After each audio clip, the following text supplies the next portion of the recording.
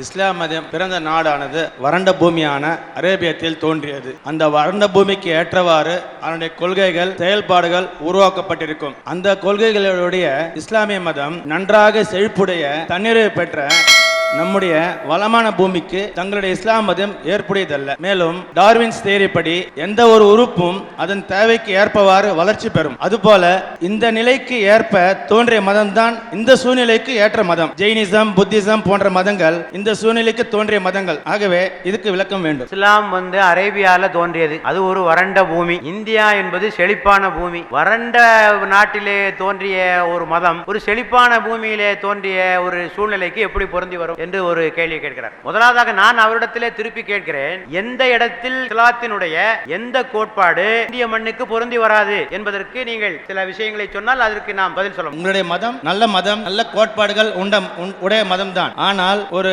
ஆன்மீகம், அதாவது அகிம்சை நிறைந்த ஒரு மதம் தான் இங்கு உருவாக்கப்பட்டிருக்கிறது. ஜெயினிசம், புத்திசம் இவையெல்லாம் ஒன்லி அகிம்சை தான் உருவாக்கு. ஆனால் நீங்களுடைய மதம் அந்த வறண்ட பூமியில் உருவானதால் அங்க அந்த மதம் கண்டிப்பாக நீங்கள் செய்கிற ஆடு, மாடு, கோழி, மேலும் ஒட்டகங்களை நீங்கள் உணவாக உட்கொண்ட வேண்டிய சூழ்நிலைக்கு ஏற்பட்டிருக்கிறீர்கள். ஆனால் இங்கு நல்ல வரமாக இருக்க பூமியில் உருவாகிறது. அந்த மதம் இங்கு எவ்வாறு ஏற்புடையதாக இருக்கும்? அதான் கேள்வி. இப்போது நாம் சில அடிப்படையான சில உண்மைகளுக்கு நாம் செல்ல வேண்டும்.